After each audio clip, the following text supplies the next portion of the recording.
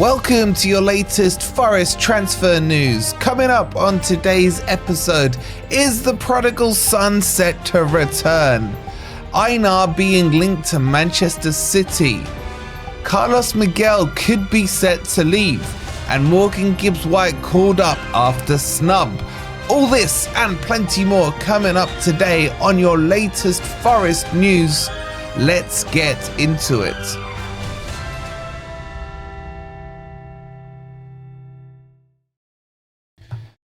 Good morning, good evening, or good night. Hope you guys are doing well, and welcome to your latest Forest transfer news. Yes, if you're enjoying the content, please don't forget to hit that like button. Make sure you're subscribed if you are new, and check out Football Prizes' giveaway. There's only a couple of days left. 39 pennies will get you in for a chance of winning £1,000 cash. You can win the Forest shirts there signed by the players. You can win signed frame shirts. You can win tickets to Forest matches, but in the executive, obviously new shipping stand, loads and loads there. Scan this QR code or click on the link, and you don't have to get one ticket. You can get as many as you want. 39 pence.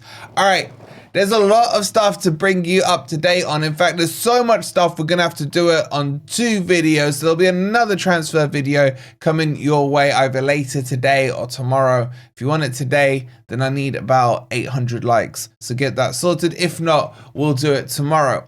Okay, let's talk about Brennan Johnson. So there's loads of crap going around right now about something that Paul Taylor has said in The Athletic about Jono coming back to Forest. The prodigal son returns in a blaze of glory, ready to come back to Forest. Let me talk you through this. So what's actually been said is the following, and let me get the quotation right. Taylor said in a Q&A on The Athletic, I'd guess that he'd be more than happy to come back to Forest to play Champions League football if they do manage to get themselves over the line for that, of course. There may be a few complicated factors involved, not least the fact that Anthony Elanga has been a pretty exciting replacement. He has been brilliant for Forest on the right. One more wide player / forward added to the mix would be very useful, of course, particularly of Brennan Johnson's quality. And then like people are chucking mayhem and going doolally over this, right? Firstly, for me, that's not a story, that's an opinion piece, okay? So Jono coming to Forest is absolute you know what I'm saying? It's not happening. It's not happening. Like Spurs and Ange like Jono in terms of the hierarchy there and in terms of the manager. Not until Ange gets sacked will any of his players be disbanded and gotten rid of. Thirdly, Spurs have spent 48.5 million, 49 million, let's call it 50 million pounds on Jono. Now, with that, they've only had him, this will be his 2nd year. So in terms of PSR, they still got loads to pay off on him. They still got, 30 odd million of that to pay off. So Spurs aren't going to sell him. His book value, if they're lucky, is probably worth 35. Levy isn't going to like those numbers, those PSR numbers.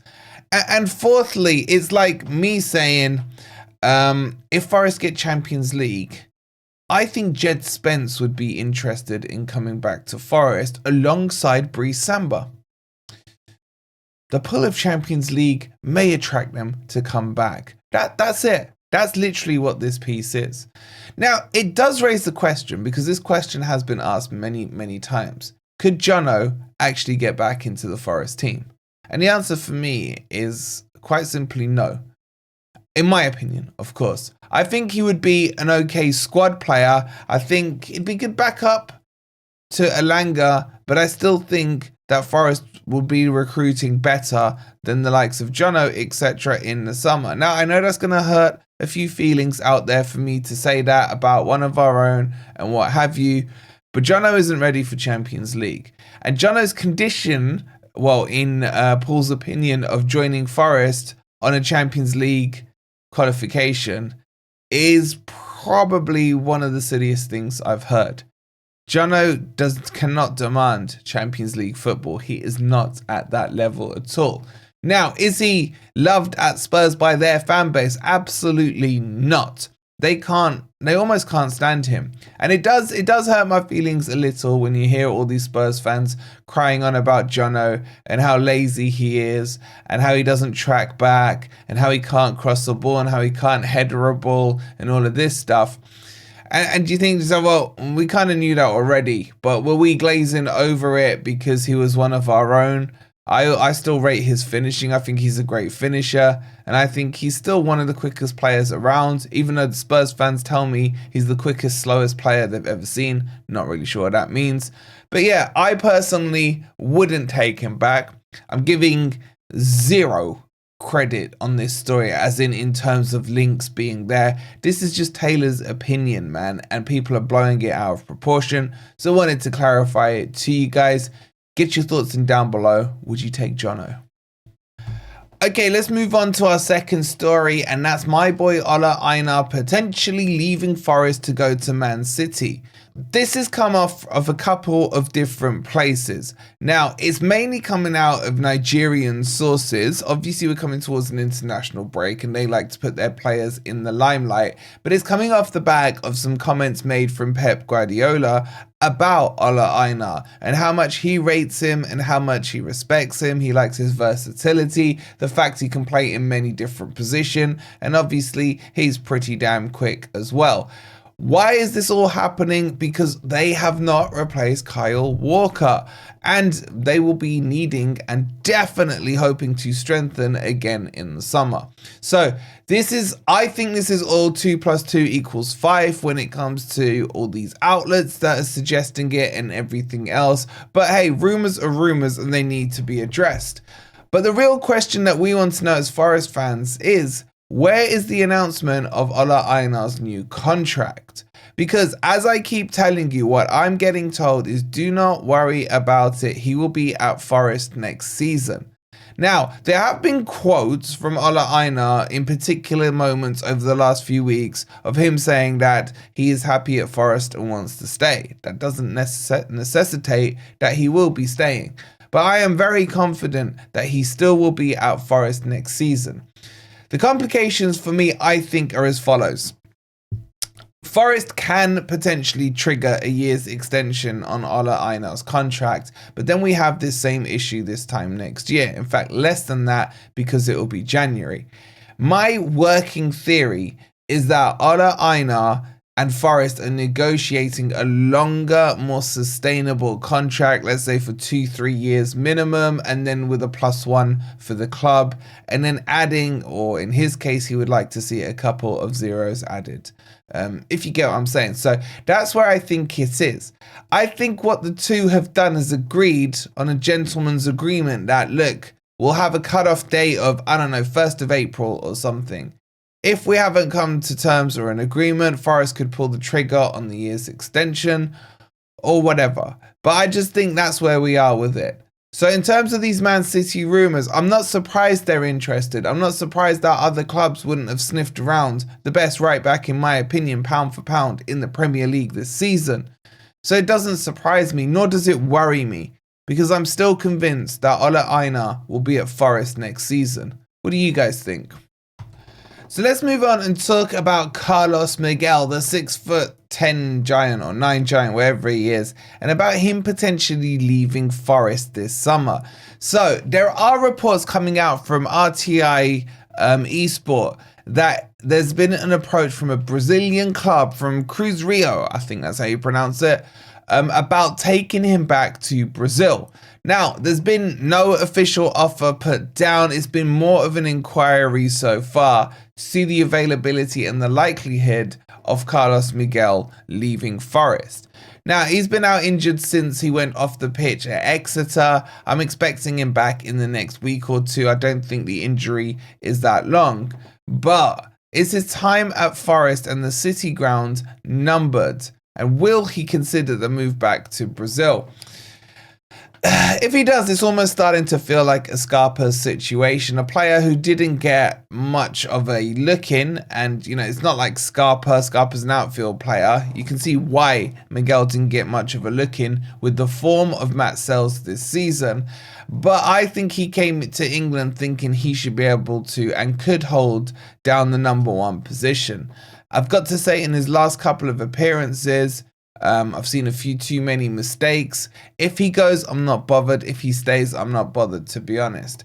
But either way, Forest will still need to be in the market yet again this summer for another keeper.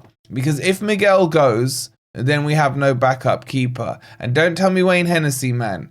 He's older than Ant.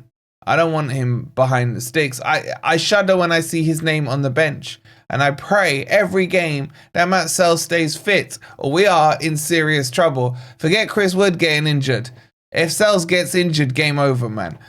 So yeah, do I see him leaving this summer? Potentially. I can't say I've given this one much thought or much care, to be honest. But I could see Miguel going. And if he does, I wish him luck. But it is what it is. What are your thoughts on that story? Let me know down below. And then finally, for those of you who may not have seen it yesterday, it caught me late. Obviously, we said it on Grumpy Old Reds, was that Morgan Gibbs-White has had his call up to the England international scene. Thomas Tuchel finally made the call and called him up to play these qualifiers or friendlies or whatever the hell they are. I mean, do you guys care about them? Let me know in the comments down below. But look, I think it's well deserved from Morgan Gibbs-White. I also think it would be well deserved from Callum Hudson-Odoi and from Anderson.